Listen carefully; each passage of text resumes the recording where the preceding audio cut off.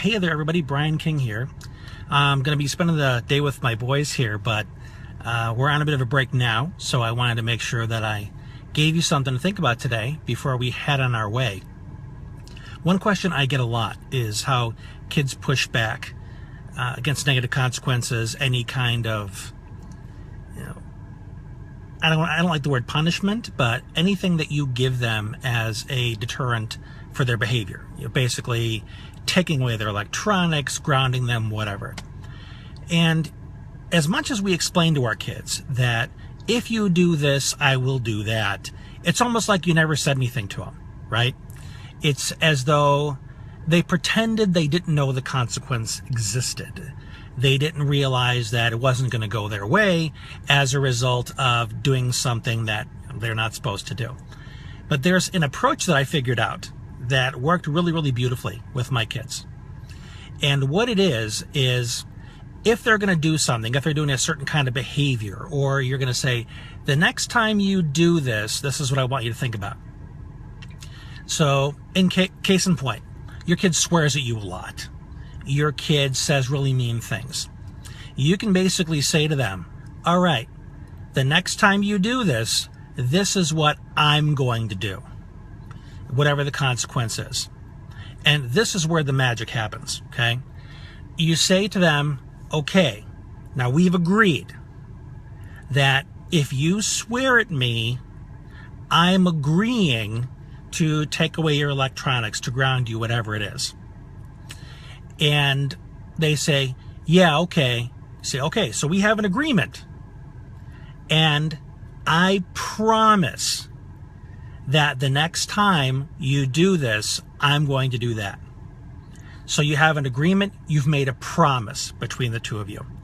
So next time it happens, lo and behold, you keep your promise.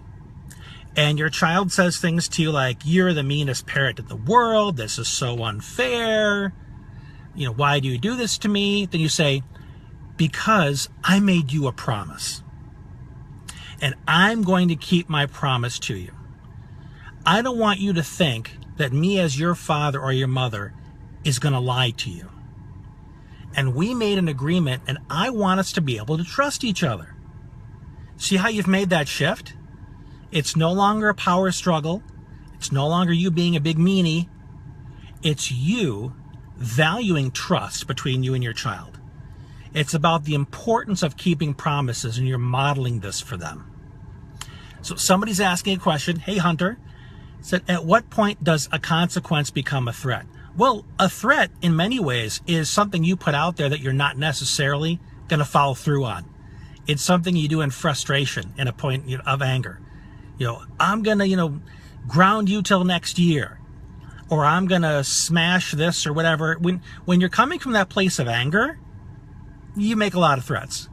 But when you're coming from that place of wanting to establish trust with your child, you come from more of a place of sincerity. You don't come from that frustration place anymore, because that's not a very resourceful state to be in. And I know you know what I'm talking about. You're not at your best when you're angry or frustrated. But when you have that genuine intention to establish trust with your child, you're going to be much more sincere, much more caring. And that language is so critical. Do we have an agreement that if you do this or you say that I am going to do this? So when they say, oh, you didn't say this to me. Oh, you never said that. Yes, I did. And you told me you heard me. Now, I apologize that if there was a misunderstanding between us, but the way I understood it is I made a promise to you, and I'm going to keep that promise. And it's important to establish any kind of cause and effect relationship with those guidelines, or framing it around the idea that it's a matter of trust and keeping promises. It's not a matter of, I'm the parent, I'm in charge, you broke my rule, therefore you're going to be punished. Totally get that out of the equation. That's what complicates things and always makes you the bully in the mind of a child that's highly frustrated. Okay. Kathy mentioned that, I brought you in this world, I'll take you out. No, we don't want to do that. That's a threat of violence. Why on earth would you want that to be a part of your relationship with your child? You want to demonstrate to your child that you care, that you get it, that you're trying to guide them. You're not trying to control them. You're not trying to manipulate. You're trying to establish a trusting relationship. You're trying to make yourself credible. And I mean, there's a lot I could say about this, but this is really at the core of this strategy. That exacting any kind of discipline, insisting upon any guidelines, is absolutely a matter of establishing promises, making agreements, establishing and reinforcing trust. Make it about that. Because for our kiddos that have ADHD, ODD, Asperger's, whatever it is, our kids are constantly feeling let down by a world of people that don't get them, that are impatient with them, that are judging them.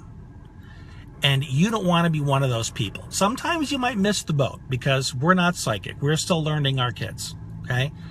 But you can at least be the one person that makes concrete agreements with them, where you discuss the parameters, they know their part, you know your part. And if they keep up their part of the bargain, that, hey, I promise next time I swear that you get to do this. So even though they kind of got out of line, they actually kept their end of the bargain too. Because they gave you a chance to keep your promise. They set you up for success. You know, thank you for giving me an opportunity to keep my promise to you. You swearing right now helped me prove to myself that I can do right by you and keep my promise. Bit of a, mind job, kind of, but it proves the point. It drives home that your relationship is built on trust and agreements. It's not built on aggravation and threats and punishment. So hopefully this has been helpful for you. And if it is, feel free to share it with other people and spread the word, because we need to have much more trust between our child and ourselves, and so do the rest of the world, because there's enough frustration out there and it gets us nowhere. So this is Brian King again, and we'll be talking to you soon.